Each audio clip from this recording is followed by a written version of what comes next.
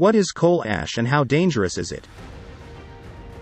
Coal ash refers to the hazardous byproducts of coal combustion at coal-based power plants, namely, fly ash, bottom ash, and boiler slag, which contain toxic materials such as arsenic and lead. It is a highly controversial type of industrial waste, given that the U.S. Environmental Protection Agency, EPA, didn't begin regulating its disposal until 2015. In its natural state, coal is mildly hazardous. It can emit fine particulate pollution when sitting uncovered in stockpiles or being transported by trains, especially during windy weather conditions. But when coal is combusted or burned, such as in a power plant, when coal is burned in a boiler, heat from the furnace converts boiler water to steam, and the steam spins turbines to turn generators. It releases a hazardous brew of toxic pollutants into the air, including sulfur dioxide, SO2, which contributes to acid rain and respiratory illnesses; nitrogen oxides, NOx, which contribute to smog and respiratory illnesses; and carbon dioxide, CO2, a primary greenhouse gas that contributes to human-caused global warming. Coal's non-gaseous remnants, coal ash, contain arsenic, lead, mercury, and other heavy metals that are known to cause cancer, developmental disorders, and reproductive issues. The American Coal Ash Association estimates that in 2019, nearly 79 million tons of coal ash were generated. Consider this along with the fact that, from 1950 to 2015, coal was the largest fossil fuel-based source of electricity generation in the United States. In 2016, it became the second largest energy source behind natural gas, and you'll have some idea of how much coal ash currently plagues the planet. According to the EPA, it's the second largest waste material in the United States behind household trash. What are the byproducts of coal ash? Coal ash consists of multiple coal combustion byproducts, including fly ash, flue gas gypsum, bottom ash, and boiler slag, which accumulate in the bellies of coal-fired power stations. Fly ash. Roughly half of coal's combustion leftovers take the form of fly ash, a light-colored, powdery residue that resembles wood ash. Fly ash is so fine and feather-light that it flies up into a power plant's smokestacks. In the past, fly ash was released into the air this way, but laws now require that fly ash emissions be captured by filters. Flue gas gypsum. Flue gas gypsum is produced when emission scrubbers inside of a coal power plant's exhaust stacks remove sulfur and oxides from the gas streams. It is the second most common coal combustion byproduct. Bottom ash. As its name suggests, bottom ash is the heavier portion of coal ash.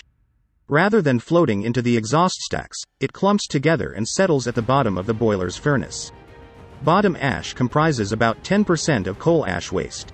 Boiler slag.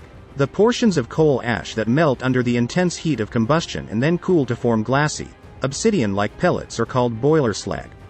Traces of boiler slag can be found in smokestack filters, as well as along the furnace bottom. Exactly how dangerous is coal ash? Coal ash is stored near power plants, both in open-air landfills, ash pits, and ponds of water or impoundments, ash ponds. The problem with this storage system is contaminants within coal ash can leach into the soil, rivers, lakes, and groundwater. This is especially dangerous for those living next to the over 310 active coal ash pits, as well as the over 735 active coal ash pond disposal sites across the United States. It's so dangerous, in fact, that if you live near a wet ash pond and get your drinking water from a well, you may have as much as a 1 in 50 chance of getting cancer from drinking arsenic-contaminated water, notes the EPA. A December 2008 coal ash spill in Kingston, Tennessee, which resulted in more than 1 billion gallons of coal ash slurry damaging homes and flowing into tributaries of the Tennessee River, highlighted the environmental and human health dangers of coal ash. In response, the EPA proposed the disposal of coal combustion residuals from electric utilities rule for regulating the disposal of coal ash in June 2010. The EPA finalized the rule under the Obama administration in October 2015, but because the rule designated coal ash as no hazardous solid waste, it wasn't the win environmentalists had hoped it would be. Although the EPA still labels coal as non-hazardous, this doesn't negate the scientific fact that coal ash contains hazardous chemical compounds. Nor does it void the coal ash rule's aim of protecting communities against coal ash toxicity, or of holding companies in violation of coal ash regulations accountable. Can coal ash be recycled? One option for reducing the amount of coal ash that's dumped in ash pits and ponds is to recycle and reuse it as other materials. The key to safely recycling such toxic materials is a process known as encapsulation, which binds the coal ash on a molecular level and thus minimizes the leaching of toxic chemicals. Fly ash, for example, binds together and solidifies when mixed with water, making it an ideal ingredient for cement and grout. Encapsulated gypsum is commonly used to create drywall.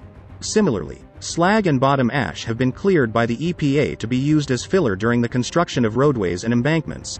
However, these are unencapsulated uses of coal ash, uses where coal ash still poses some level of risk to the surrounding environment. Clearly, coal ash recycling is an imperfect science. Even so, it sometimes offers the least environmentally problematic option for coal ash disposal.